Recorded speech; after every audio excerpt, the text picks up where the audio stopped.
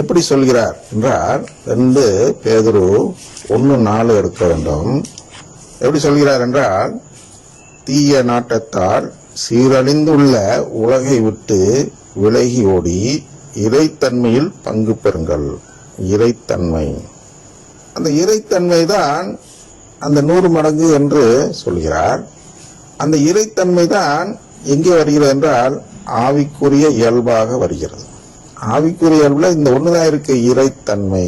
நான் ஆவியில் பிறந்து விட்டேன் என்றால், இந்த ஆவியில் அந்த அருங்குடைய இயக்கம் சொல்ற ஊனியல்பு ஆவி அல்ல, அது சாத்தானுடைய ஆவி, அதுல பிறக்கிறது வேற. நான் ஆவியில் பிறக்கிறேன். எப்ப நான் மரணம் அடைந்ததும் இறந்து போனதும் என்ன செய்கிறேன் என்றால் அந்த உலகத்தில் பிறக்கிறேன். அதனால்தான் புனிதர்கள் உடைய திருநாளை கொண்டாடும் பொழுது அவர்கள் இறந்த நாளை பிறந்த நாளாக கொண்டாடுகிறோம்.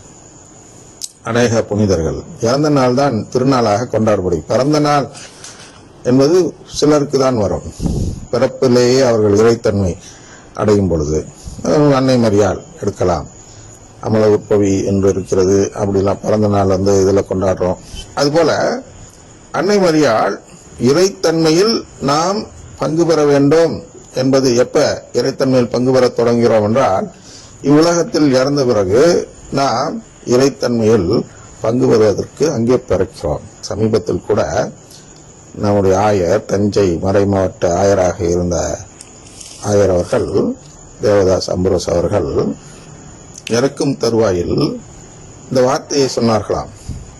என்னென்றால், நான் இறந்ததும் யாரும் அதை துக்கமாக பார்க்காமல் அதை ஒரு மகிழ்ச்சி நாளாக கொண்டாட வேண்டும் என்று எழுதி வைத்து இறந்ததாக சொல்லப்படுகிறது. அதனால் பார்த்தீர்கள் என்றால் அது ரொம்ப அழுகாட்சிகள் இல்லாமல் ஒரு நல்ல விதத்தில் ஜெபித்து கொண்டாடி அடக்கம் செய்தார்கள் என்பதை பார்க்கிறோம். ஏனென்றால் இந்த இறைத்தன்மையில் அன்று பிறக்கிறோம் என்பதை அவர் முழுமையாக நம்பி இறந்தார். இந்த நம்பிக்கை தான் மற்ற சபையை சேர்ந்தவர்களுக்கும் நம் திருச்சபையில் உள்ள அருங்குடை இயக்கத்தினர்களுக்கும் கிடையாது. அதனால என்னவோ அவர் மற்றொன்றும் எழுதி வைத்திருக்கிறார். என்னுடைய அடக்க நிகழ்ச்சிகளில் இந்த ஒரு பாட்டை தவிர மற்ற பாடல்கள் பாடப்பட வேண்டாம் என்று இறந்தோர் வாழ்வு என்று சொல்லக்கூடிய அந்த பாடல் மட்டும் பாடப்பட்டது பார்க்கிறோம். காலையிலிருந்து சாயந்தரம் அதே பாட்டை திருப்பி போட்டாங்க. எந்த பாடல் வந்துடுச்சாலும் முடிவில் அந்த பாட்டை சொல்லிதான் முடிக்க வேண்டும் என்று அவர்களுக்கு வேண்டுதல் விடுக்கப்பட்டது. அப்ப என்ன காரணம், ஏன் மற்ற பாடல் பாடக்கூடாது அப்படின்னா, யாரிடம் செல்வோம் இறைவா என்று ஒரு பாட்டு இருக்கு. அது யார் எழுதினா, இந்த ஊனியல் மனநிலை கொண்டிருப்போர் எழுதிய பாட்டு. ஊனியல் தேவைக்காக அந்த இறைத்தன்மையை நம்பாதவர்கள் என்று சொல்லும் அடையாளமாக பாடப்படும் பாடல்.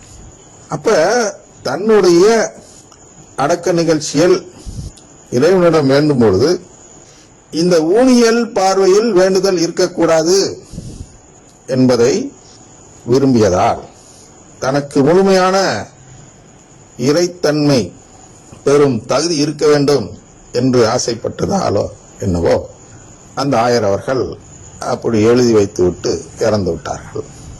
இது மாதிரி இறக்கும் பொழுது யாரும் அழக்கூடாது, நான் சந்தோஷமாக போகிறேன், நீங்களும் சந்தோஷமாக இருக்க வேண்டும் என்று சொன்ன காரணம் இதுதான். என்னவென்றால், இறைத்தன்மையில் பங்கு பெறும் அந்த முதல் நாள் என்பது உன்னகத்தில் பிறக்கும் நாள், என்னுடைய பிறந்த நாள். அதனால அவங்க அழுவாதீங்க அப்படின்னு சொல்லிட்டு போனாங்க. அதான் என்ன இங்க பார்க்கிறோம் என்றால், ரோமையர் 8:6 ஊனியல் மனநிலை கொண்டிருப்போருக்கு வருவது சாவே, ஆவிக்குரிய மனநிலை கொண்டிருப்போருக்கு வருவது வாழ்வும் அமைதியும் ஆகும்.